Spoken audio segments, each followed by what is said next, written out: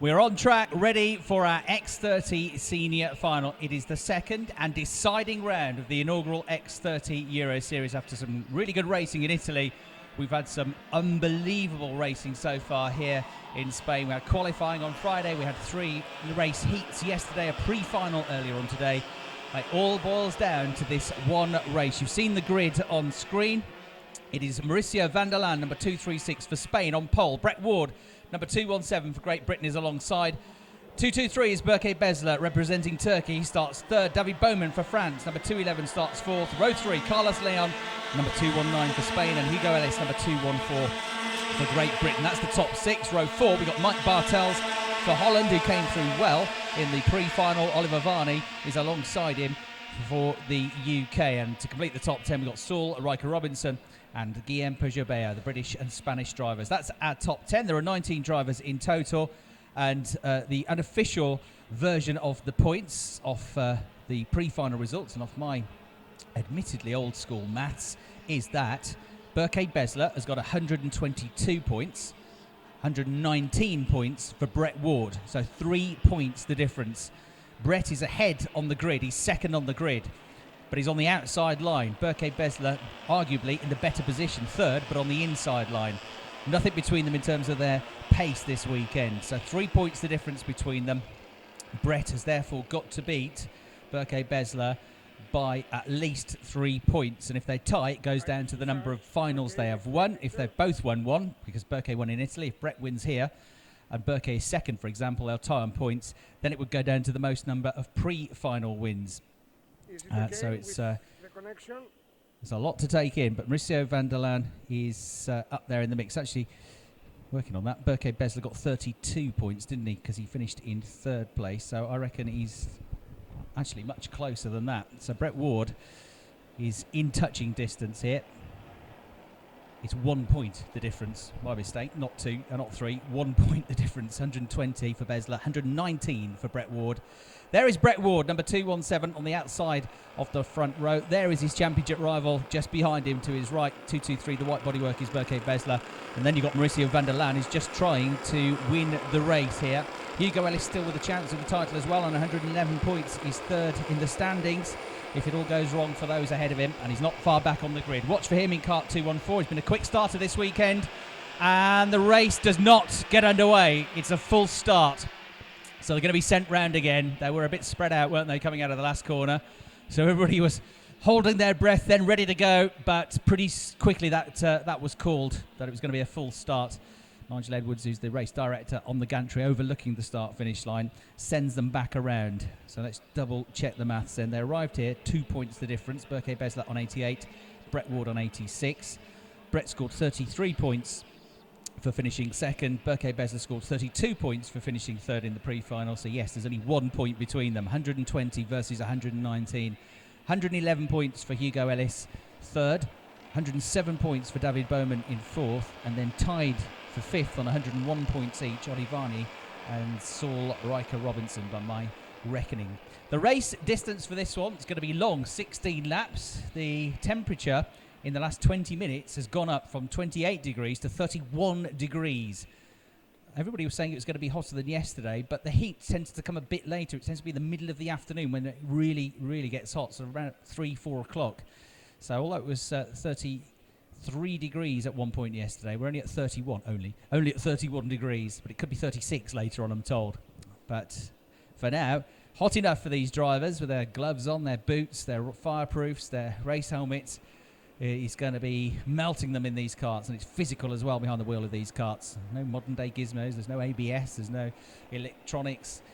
It's all down to you. You're as one with the kart, and that's why these guys are super fit. Right, ready for what will hopefully be the start of the race this time around.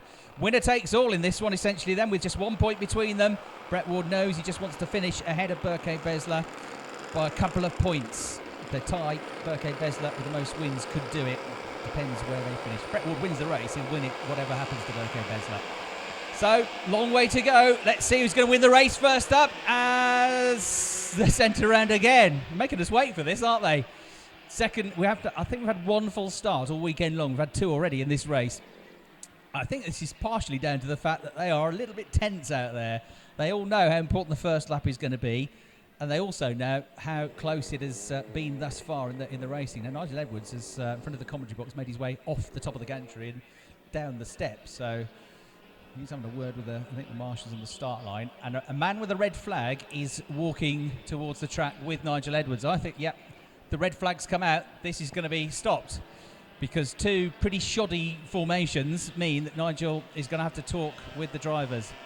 Now, the front row drivers, it's up to them to control the pace, but they can't control what other people do behind them, so everybody has to take their responsibility in this. It's not fair if it's too spread out. You will see on the start-finish line as well, there is a yellow line 20 metres before the start-finish line. That's called the acceleration line. It's marked by two cones on either side, and you can't fully hit the accelerator until you get to that point. So it's not like you can come out the last corner, whack the throttle down and pull away from everybody, because it's unfair for those in the middle of the pack or the back of the pack who are still making their way around the corner. There you can see on the screen, you see the two cones either side of the track. I can't really see the line, but there's a yellow line between those. That's the acceleration line. And if you go before that, you spread the pack out too soon, and it all becomes a bit messy. So what's going to happen now is the drivers are going to be told what's expected of them. They've already been told this earlier on in the weekend. And Nigel Edwards there, you can see to the left of your picture, the race director, is talking to Mauricio van der Laan and just trying to tell him what he wants him to do to try and control these starts. Brett Ward to the right of the picture with the white, red and blue race suit has got out of his karts. Most of them staying in their karts. And there you can see, so from the other position camera, you can see the race has been stopped, and you can see 16 laps remain. So it's going to be a full race distance restart. Drivers being told what's expected of them. That came down to have a chat with Nigel Edwards, I think it was from the middle of the grid. No, it was from the very towards the back of the grid. Sean McMahon came out of third. So Sean was not, I think, happy with something that was happening further down the pack, and telling Nigel about it to make sure that he's aware. So I think the second one from the right picture, that was David Tom, Sean McMahon, who just had a word with Nigel Edwards there, the Irish driver, to let him know what it was like at the back of the pack. And well, Nigel's very, very experienced, and he knew that it was too spread out, particularly for those at the back. So Sean McMahon was with the T-Sport team this weekend, making his debut in the Irish Junior X30 Championship last year, and here looking to gain experience, as hopefully puts in for a full season, 4-round series, X30 series next year. Like us to pass on his thanks for all their efforts for Peter McMahon, Keith McLaughlin, Aidan Tilly have all helped to get him here. And he's an Irishman, Sean McMahon, a fan of Max Verstappen, who's only a couple of years older than him, but racing, of course, in Formula 1. We've got David Bowman, the French driver, on the second row of the grid, who's just 16 years of age as well, one of the younger junior drivers out there. Represented Team France in the Rotax Championships last year, and finished 10th in the Coupe de France, the French Cup, as a junior driver. The British drivers to watch out for a bit further back in the middle of the pack. Number 213, Sean Robinson from Manchester, the Fusion team, also 16 years of age, and having been very quick in the opening round in Italy, where he had to fight his way through from lowly grids after missing qualifying, came through the heats and got just off the podium in the first round on Italy. So some good drivers in this race. At the head of the field, it looks a much cleaner start. This time we are go here, and Berke Besler with a really good start is going to slot into second place. Brett Waters done well though to hold on to third, so he loses one place, but from second and from the outside row, that's not too bad. Mauricio van der Laan leads. Second place is Berke Besler, and then it's his championship rival next up in third place. It looks to me like Hugo Ellis's colour scheme in fourth position. Let's have a look on the monitors. I think so. Hugo's been a good starter so far this weekend and has been able to either hold or gain positions, and indeed it is him there. And Ollie Varney has made a good start. He's in fifth place. Now Ollie, all weekend long, has been stranded on the outside line. After qualifying, he had to start on the outside in all the heats yesterday, and he's on the outside for this one as well, fourth row of the grid. But Ollie Varney's made a really good start. You've been hearing from him on our track guides. He's for MLC Motorsport. He's a very experienced driver, but not that experienced in terms of European competition. First time here for him as well, and he's doing a good job. But at the head of the field, at the end of the first lap of the race, it's Mauricio van der Laan who leads the way. And in 2 heats yesterday, if you weren't watching on our live stream, he led, but under huge pressure from Berke Besler. There were nose to tail for lap after lap after lap, and Mauricio was able to keep him behind. Well, this time, he's going to have to do it for longer with 16-lap race. 15 to go. Mauricio van der Laan leads by 0.2 of a second at the end of the first lap. Besler second, Ward in third. Hugo Ellis is there in 4th place. You look at the timing screen, but you don't take your eyes off the track because you know something's coming up at any given moment. Olivani is in 5th place. In 6th place is Carlos Leon now. Riker Robinson, then Bowman.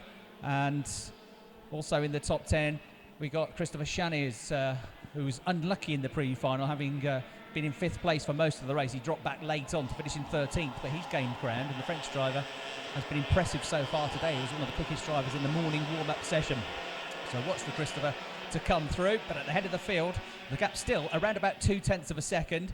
The top 6 look to be on the same pace as one another, and they make their way now through the S-bend section into turn 9, the left-hander. You've been hearing about that on the track guide later on, and into the right-hander at turn 10, and this is where drivers now start to pick up the slipstream and the toe as they run flat out through turn 1 down towards turn 2, but Berke's not really close enough to attack just yet. As they cross the line, through they go. Brett Ward still hanging on to 3rd place, but just falling away a little bit from Berke Besler. Hugo Ellis and Olivani and Carlos Leon in that group as well, rounding out the top 6. Then we've got a bit of a gap back to 7th, which is Saul Robinson, David Bowman in 8th, Bartels in 9th, Taylor Greenfield up to 10th place. Christopher Chanes has just slipped out of the top 10 into 11th position. Onto the little link straight then, going towards the left-hander at turn 6. Berke Besler is now starting to close the gap. Olivani is there in 5th place, left the door slightly open, and Carlos Leon had a look in the inside at turn 6, but Oli was far enough ahead to hold on to 5th place.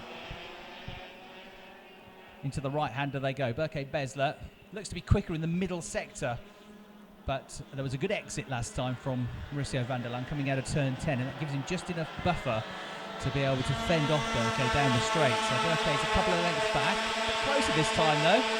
But still not quite close enough to attack. Now he gets sucked into the toe, closes up through the flat-out right-hander at turn 1, and now he is right onto the rear tail of the race leader, but he only got there just as they hit the brakes, so needs to be a tiny bit closer to make that pay.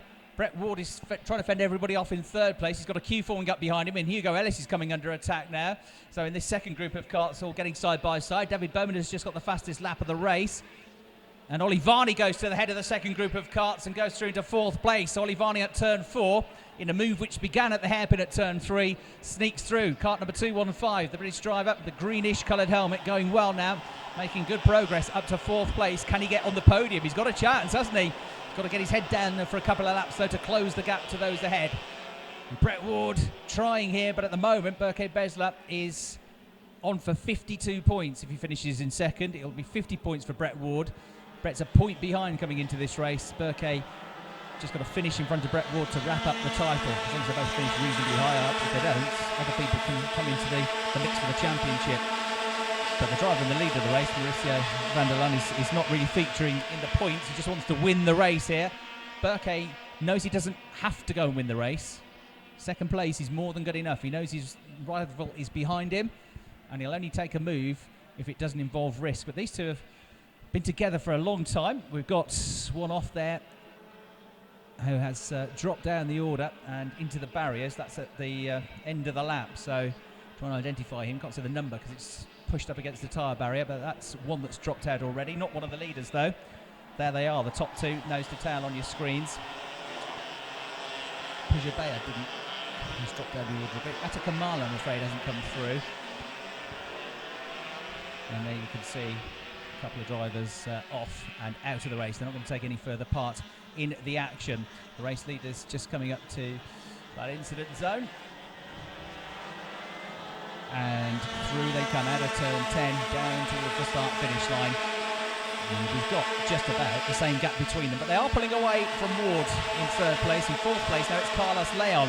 Well, we're looking at that incident further back down the pack. And Carlos Leon is trying to get himself onto the podium here. Olivani in 5th place, Hugo Ellis in 6th position. Carlos Leon has been a factor this weekend, no doubt about it. He was on the front row of the grid for the pre-final. and dropped back in the end. That's why he started from the third row of the grid. But now he sneaks through, coming out of the hairpin, noses in front at turn 4, and he goes into third place. So Brett Ward down to 4th. That's not what he wants to be in terms of the points, the championship. But he hasn't quite got the legs. He's got his teammate behind him now as well, Olivani in 5th place. Hugo Ellis just off them in 6th position. Ate Kamala didn't come through on the last lap, so yeah. Oh no, he did come through. No, it was Christopher Shanney. And Jonathan Brown was the other one that didn't come through. So it was those two drivers, I think, that got tangled up. Kamala has lost places, but he's still running, but at the back of the field. So I'm afraid Jonathan Brown, who's shown some promising signs this weekend, and Christopher Shanney likewise, are not going to go any further in this race. It was those two, I think we saw on screen parked up against the barrier. At the head of the field, the top two come through, and the gap has come down. Berke Besler is right onto the tail of the race leader and thinks about it for the first time into turn 2. Had he not been thinking about championship points, he might have gone for that, but he's driving with his head here, and he knows that second is enough, and he's got a bit of a gap back to third place now with Carlos Leon still third. Brett Ward still on his case, though, in 4th place, and in 5th place, Olivani playing wingman to Brett Ward. Then you got Hugo Ellis coming back at them in 6th position. 7th and 8th tied together as well. David Bowman and Saul Riker Robinson. I think Saul has got his nose through it to the head of that group. David Bowman, yes, dropped back a few places in the middle part of this sector. So David Bowman, 4th in the points coming into this weekend. Things not working out for the Frenchman, I'm afraid, in this final. But the leaders looking calm at the head of the field. They are lapping 65.1s, 65.2s for the group behind, or worse. So the gap is at best staying the same, and at worst for those in the chasing packets growing with each and every lap. Besler looks like he's sat in an armchair as he goes over the start and finish line, calm and smooth, knowing exactly what he needs to do. And these two know each other well through the races this weekend, having been locked together. A lot of respect between these two. Mauricio van der Laan is not over defensive. He just keeps that kart in the right place. I haven't seen him make a mistake so far this weekend, and a lot of scrutiny from Berke Besler. He's driven really well, Mauricio van der Laan. Can he make it 5 wins out of 5? 5 wins out of 5 makes it sound like he's dominated, but none of the wins have come easy. None of them have been by very much at all. And Carlos Leon has got his head down now and trying to break away from that pack and catch the leaders. Last sector, he's as quick as them, but he can't close the gap. He's almost relying now on the top two to start fighting each other and holding each other up before he can do something about them. A long way to go, though. We're not yet at half distance in this long 16-lap race. And bear in mind the heat, which is now 31 degrees. The track temperature is going to be well above that. Without looking at that, it's going to be probably 45 degrees, 50 degrees, something like that. It's going to be hugely hot, that track temperature. And the tyres, you'll need to manage because they will lose grip as the race goes on. They'll start to overheat. So you could see drivers coming through in the last few laps of the race. It's not over yet. But for now, it stays static. The top two go through. They're following each other around. Carlos Leon is trying to close the gap, not really succeeding in doing that. He's 1.4 seconds behind second place. And there is Carlos going through your shot now with the greenish helmet. He's gained 2 places in this race, from 5th up to 3rd. And on place for a podium here, he's in the number 219 kart. Brett Ward is still there in 4th. Olivani in 5th, both of them for MLC Motorsport. And you've got Hugo Ellis for Vital Motorsport. Another British team running well in the top 6. But 3rd, 4th, 5th and 6th can't catch the top 2. They are, though, well clear of Saul Robinson and Mike Bartels battling over 7th. David Bowman is back up to 9th place now. Taylor Greenfield rounding out the top 10. Pelletier just outside the top 10 in 11th place. Sean McMahon has made up a few places for those following his progress. He's gained 4 positions. He's up to 13th now on his European debut with the X30 Euro Series. Berke Besler, you feel if he had to, could really try a move, but he's just being patient. However, is that gap coming down? Yeah, a little bit. A 10th quicker than the leaders was Carlos Leon, so he's closed a little bit. It's not huge amounts, but for once, the gap comes down. Brett Ward will just try his best to stick to Carlos Leon, to use the slipstream to pull him along and hope that they can all catch up with Berke Besler. There are many good things you can say about Brett Ward as a racing driver, but at the top of the list is just how determined he is. He never, ever gives up. And he'll still be thinking, I can win this, I can push on, we can catch up to Berke, and I can do him on the last lap of the race. That's exactly what will be going through his head. He'll be giving it 100% all the way to the flag.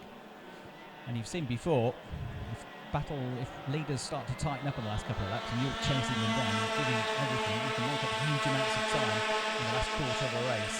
Let's see how it goes. The two leaders go through, 65.4 to 65.2 for Leon. He closes up again, 65.3 for Brett Ward. He's catching the leaders as well. It's bit by bit. If they keep doing this, they might just get onto their case in the last 2 laps of the race. We've got 10 laps done, 6 to go, including the one they're on, and the gap is beginning to come down. Personal best lap, actually, for Brett Ward last time around, so he's been looking after those tyres well enough. Varney's his teammate behind, who's gained 3 places in this race, running in 5th position. And then we've got Carlos Leon just in front of them, who's bridging that gap from the first group to the second. Brett Ward's not quite with him, but he's still got a chance here. So Berke Besler, will he see this coming? Will he make his move if he feels like he's going to start to come under attack from behind? He's got to gauge this perfectly well, and he's doing just that at the moment, but that gap to me looks like it's coming down again on this lap. The gap from second to third was 1.2 seconds. You're looking at Ollie Varney there in 5th place on screen as he goes through the last turn. Right onto the rear bumper of the race leader is Berke Besler. Through they go. Very consistent, 65.4s again, but again, 65.2 for Leon. Closes the gap by another 0.2 to 65.3 for Brett Ward, and a similar time for Ollie Varney. So they're not quite as quick as Carlos Leon, but they'll go with him. They'll catch up the leaders. They're all quicker than the top 2. The gap down from second to third to just over a second now. And the first sector alone, it comes back down by another 0.2 of a second. So Carlos has really got the bit between his teeth now. And Berke Besler will start to sense that somebody is getting closer and closer to his tail. He'll start to hear the engine note of the 125cc Miami-backed engine, the Miami-built engine, which they all run in this category, which has given us such great racing. He'll start to hear that, and he'll start to know that he now needs to get a bit of a hurry up if he wants to avoid his title rival, who's in that second group of karts, coming onto his tail and causing him grief on the final lap of the race. 12 laps done. We are now coming through into the final quarter of the race. Berke Besler goes through. The gap from second to third is down by another 0.3 of a second to 0.7 of a second. Carlos Leon, he's digging in deep here. And the more it goes his way, the more it's going to spur him on. And soon enough, he'll also be benefiting from a double toe from the top 2. So if he can just get another 0.3 closer, life is going to get much easier for Carlos Leon and much more difficult for Berke Besler in second place. It's not been the wham-bang action that we had in the juniors, but it's been an intriguing race so far, and it is building, I think, towards a pretty dramatic crescendo as we go into the last few laps of the race. Berke Besler has sat patiently, happily behind Mauricio van der Laan for the whole race. But now he's got a decision to make. Is he gonna try and soak up the pressure and stay second, or is he gonna go for the lead and try and get away from all the trouble? There are the top 2 on screen. 3 laps to go at the end of this one. Let's see what the gap comes down to. The top 2 actually went quicker than they'd gone previously on the last lap, but it's that the others are going even quicker. 65.6 for the 2 leaders. That's slower this time, and a 65.4 for Carlos Leon. The gap is down to half a second from second to third, but Brett Ward isn't quite with him, is he? He's 1.2 seconds behind Berke Besler, behind his championship rival. He's got to catch him, and he's got to beat him as well. And he's got to beat him by 2 positions or 2 points. Berke Besler right onto the tail of the race leader. Little tiny tap as they went into turn 4, because he knows he needs to give Mauricio van der Laan a bit of a hurry up. Come on, Mauricio. Go faster, please. There's been a tangle, I think, down at turn 3. Dust is kicked up at least. Somebody ran wide, but it's down at the tail end of the field.